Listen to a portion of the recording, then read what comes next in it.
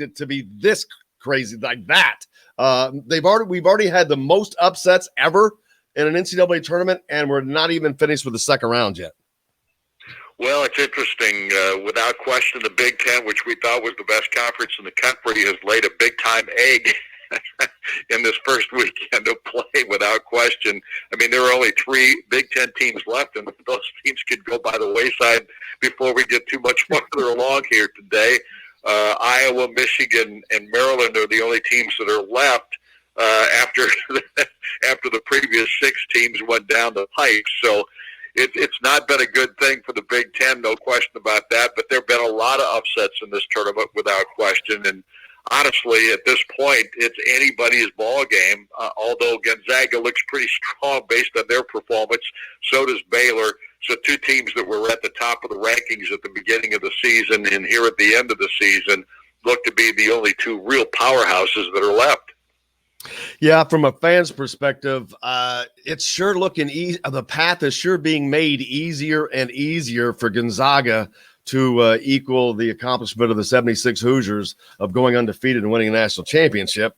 And that's kind of stinks as far as that goes, if that happens, because you'd sure like to be on a little bit closer playing ground. But man, oh man, it seems like they're just trying to make it easy for them. Yeah, I agree with that too, and without question, I mean that record has been held by Indiana since 1976, the last undefeated team in college basketball. But man, if the tournament continues like this, it's that record is going to go down the tubes. And honestly, Gonzaga looks like a team that is very capable of getting that done. But I think the big story of this thing is the number of upsets. It's not just the Big Ten that's getting ousted. There are a lot of other teams that have been put on the sidelines as well. And here's the question I would have from a Big Ten perspective, and I don't know if anybody else brought this up or not, and it was brought up to me by somebody else earlier this morning in regard to what's happened to the Big Ten. The Big Ten, of course, was here in Indianapolis for the Big Ten tournament. And they've been here for over almost 2 weeks now, or the teams have been well over a week in this bubble that they've been in. And I wonder how much that's affected these guys after playing in all those games in the Big Ten tournament and now having to play, continue in this bubble that's very, very tight. And I mean, you can't basically do anything with anybody outside this bubble. You can't make contact with people. You can't make contact with family. You can't talk to other people unless it's via phone or social media, that kind of thing. You can't make real contact with a lot of folks out there. You're basically with your team, with the coaching staff and those administrators that are part of your program, and you're on one floor in a hotel. You're not supposed to even go down to the front desk for anything. Everything has got to be done in this bubble scenario. And I wonder if that's not played a role in how these teams have been affected here in the NCAA tournament as far as Big Ten teams are concerned, maybe even the other teams. I guarantee it has. I guarantee it has played a role.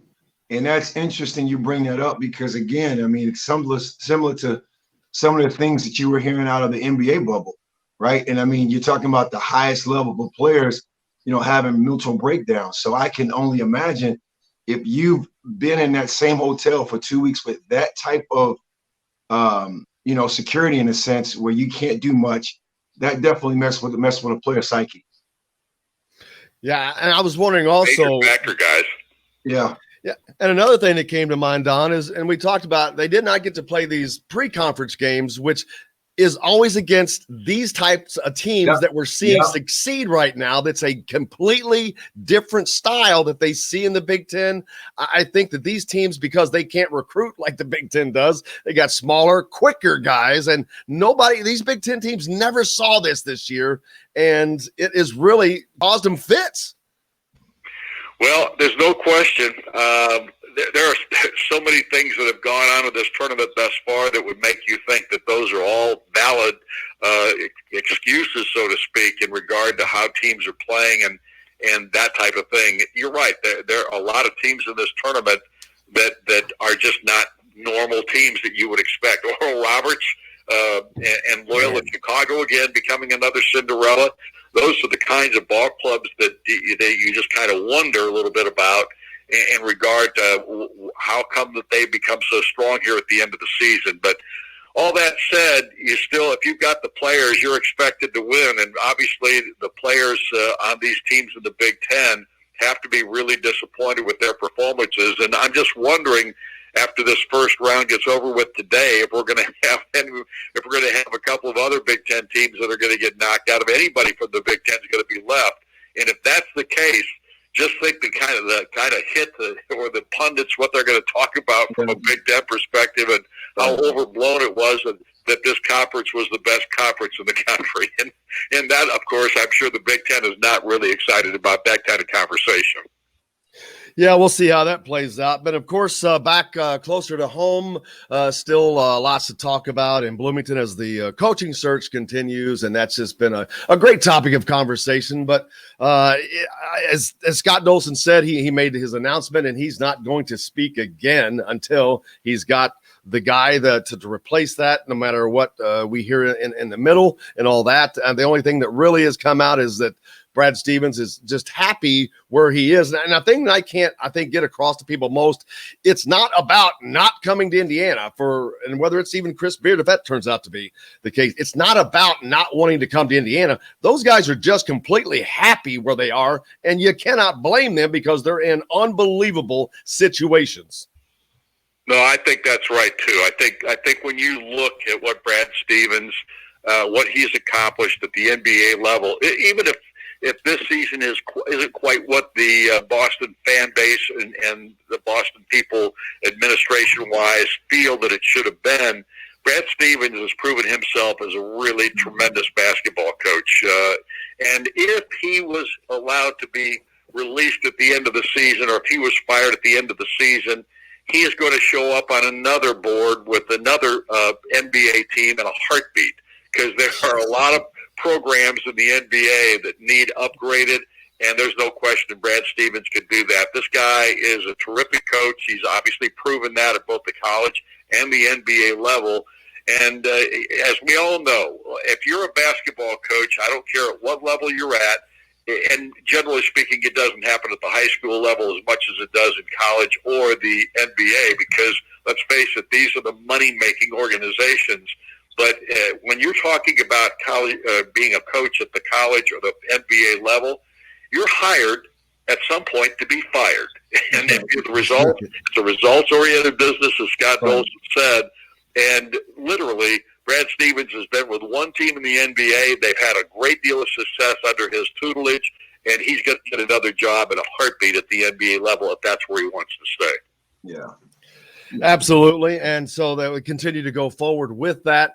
And now, and I'm not asking you for your opinion on who's going to be or anything like that, but I put out a poll on Twitter, and I was surprised. The two absolute once were Brad Stevens, of course, but the second one was an option I gave, and I just only had so much room, but like a Beilein type with an IU assistant guy in tow, and that was extraordinarily popular. I did a thing the other night with 4 of IU former players.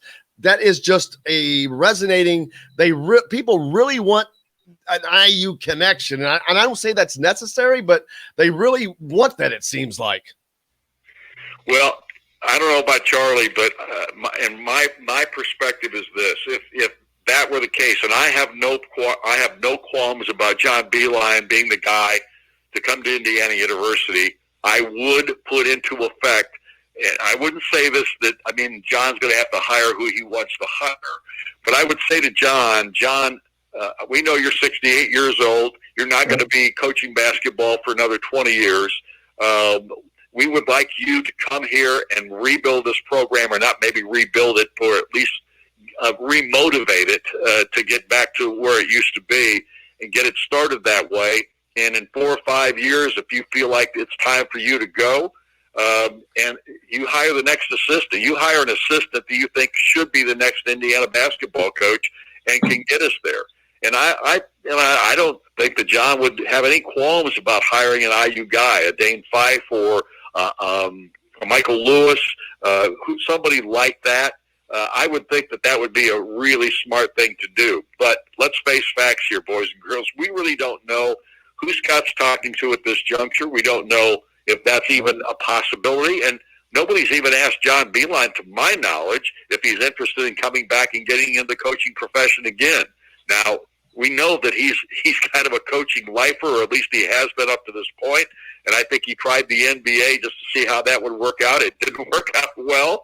And maybe that put the bug in him that he wants to finish his career in a different fashion than being the last coach, or the one guy that went to the NBA and didn't even finish a full season. So we really don't know what that status is, but I would not be a negative in regard to John Beilein being the next coach at Indiana University and hiring an Indiana guy to be the next coach after that. Yeah, and I used him as an example because he's the name that's been most commonly associated with that kind of scenario. And then on the other side of that, Don, some names that we've talked about. The one that came to my mind once I found out, I didn't even know it for a couple of weeks, but the Calbert Chaney being at the Pacers, obviously that's a great someone to think of. You got Michael Lewis that's out there with UCLA today playing. There's a lot of guys that would fit into that mold that we're talking about there that are in coaching right now. So that scenario's there as well. And I think that so many of these other programs like Michigan State, and they have been built like Duke, when Krzyzewski leaves, they're going to continue that same foundation. And that was probably the plan here once upon a time, but that got blown up, and getting back to that is just proven to be really, really difficult. But I know that is everyone's goal. I want to share this with Don and you, Jim. And I won't hold back. I mean, it's because, again, I'm not in the locker room. I'm not there. I just want to share. I feel we definitely need somebody probably at the helm, guys, because we've gone away from it. Not saying we need to go back to it, but we need to go back to, in a sense, of somebody with enough coaching experience that's going to also attract players that are high level. I mean, we got a lot of guys, former guys that have coached in the NBA. I don't have to throw names out there, but we know them all. I mean, you got Calvert there, you got Keith Smart, you got Woody. I mean, you got a lot of guys who coach and who have developed players.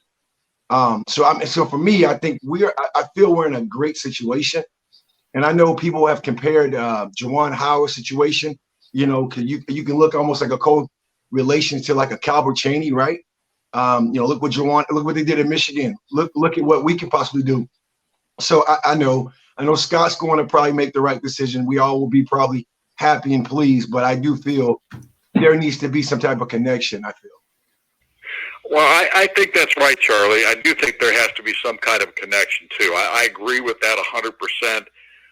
My thing is in hiring a basketball coach from the NBA ranks. It's this. I think the big problem there is, and this is an example, and it's not a negative because this guy is a terrific person and a really good basketball man.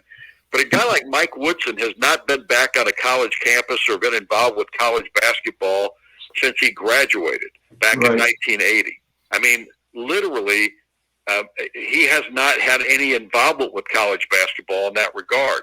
That bothers me only from the standpoint that if Mike was the guy, who does he surround himself with? Because you mentioned Juwan Howard and the success that guy's having.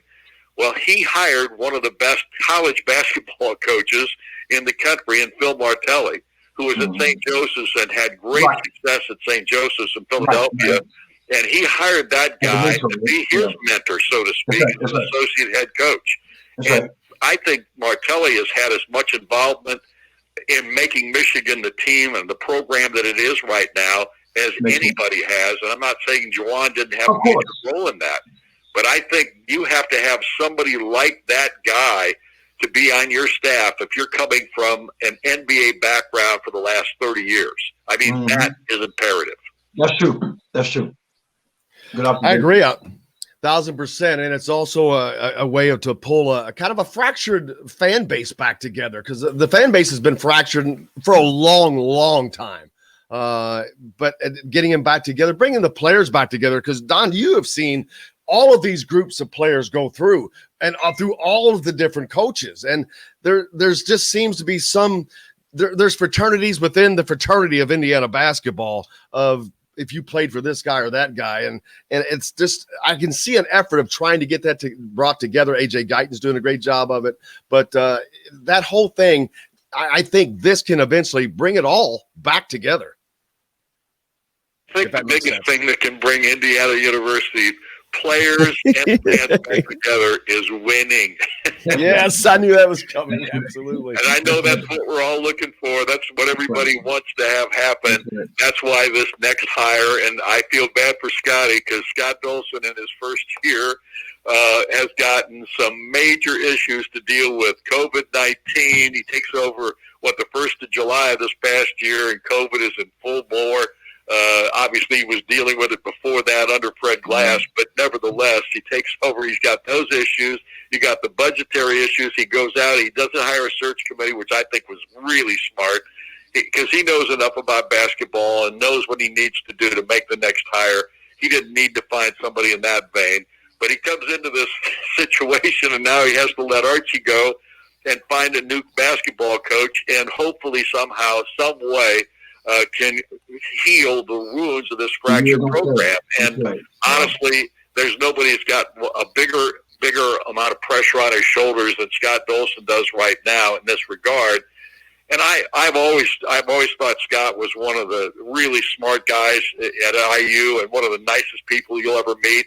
And the questions that I always had on Scott was, if he gets this job, can he make the tough decisions? Well, in my mind, he's done exactly that under these circumstances. And deciding to make a change at the top of the basketball program. And I'm going to commit to myself at this juncture that Scott's the man, and he'll make the right decision, and I think he'll make